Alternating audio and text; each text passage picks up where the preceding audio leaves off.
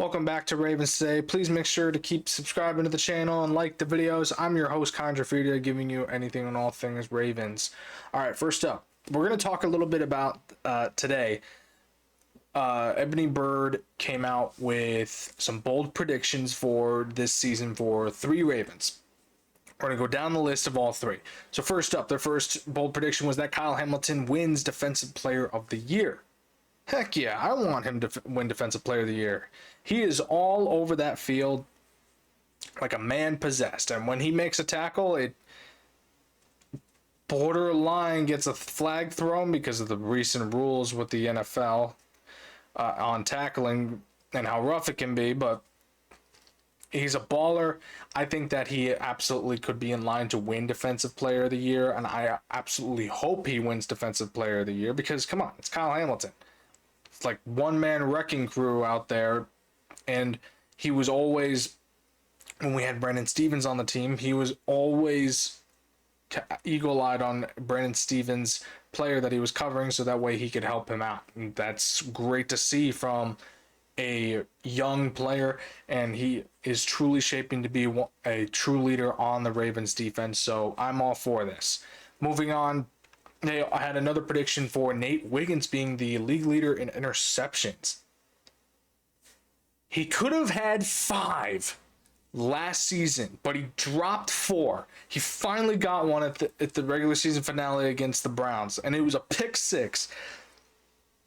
He said it himself. He was so mad that he did not get those interceptions earlier in the season. Oh, it was just so heartbreaking to watch him drop that ball. But now I feel like that now he's had a year under his belt. He absolutely could be one of those leaders in interceptions. I don't know about the league leader per se, but definitely one of the top 5 corners leading the league in interceptions. I would absolutely love it if he led the league in interceptions. Heck, he was supposed to have 5 last season, but he didn't. He had 1 pick 6, obviously, but he has grown so much as a player, especially the way he was as a rookie. There's just no doubt in my mind he is going to be one of the best corners in the NFL.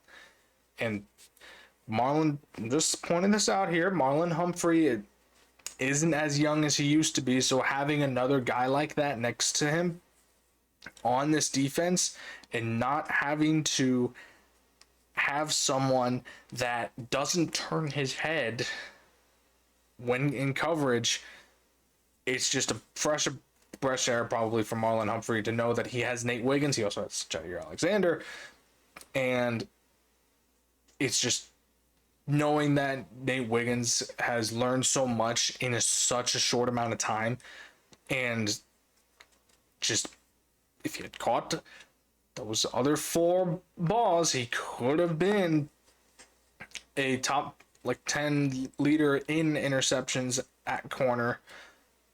But I feel like this season we're definitely going to see a lot more picks out of him this time around, and he'll definitely hold on to that ball this time around.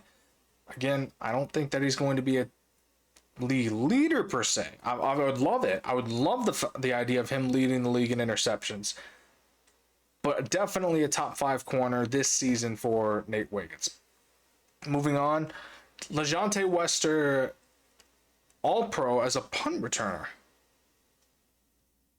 I'm not sure how I'm not really an expert when it comes to punt returners being named All-Pro, but I'm all for it. If Wester, really shines out, the Ravens have really been looking for a valid punt returner for a few seasons now. They've really played hot potato with it pretty much. Keaton Mitchell was at it. Tylan Wallace was at it. Justice Hill was at it. It was just, they just couldn't find a true punt returner for their special teams, and that's what Wester was at Colorado. Not also a wide receiver, but at the same time, he specialized, pun intended, in punt returning for the special teams at Colorado. So if he makes All-Pro, I'm all for it. He's in recent interviews, he's been very vocal about, being a part of this team no matter where he is, whether it is at punt return or it's being, lined up as a wide receiver. So I'm excited to see what Weiser can do. All pro like a strong stretch here, but I would love it if he was like. Obviously, I think he could be. He could have the talent to be, but we have to see what he's like it when the regular season rolls around.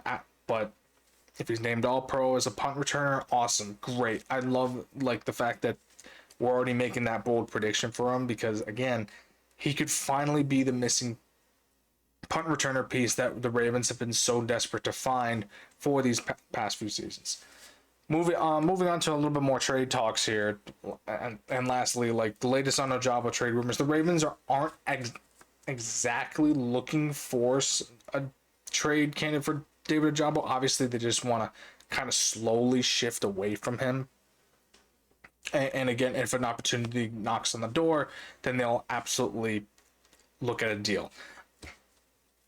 Ajabo's time, like as a Raven, I think is coming to an end. My prediction is if he doesn't get traded, he is definitely going to get released unless something happens this season where he finally has a breakout year, and the Ravens could say, "Well, we're not going to give you a huge deal, but we're definitely going to. We could give you something, or give you an option to go to another team." I think that the David Ajabo's time with the Ravens is coming to an end, whether it's sooner rather than later. He could possibly be a trade package candidate, and it's going to be to a team that he could definitely have better development from. I feel like he hasn't, especially since we've drafted him, he hasn't been able to learn as a pass rusher on the Ravens. So moving on from him, whether it could be to, let's just say, the Lions, for example, he'll probably go to an NFC team because the Ravens want him to stay as far as possible from the AFC, especially the AFC North. So, it could be the Lions, could be the 49ers, who have always managed to get to be injured no matter what. So again, this is just speculation. This is just a prediction for myself that he will probably go to an NFC team.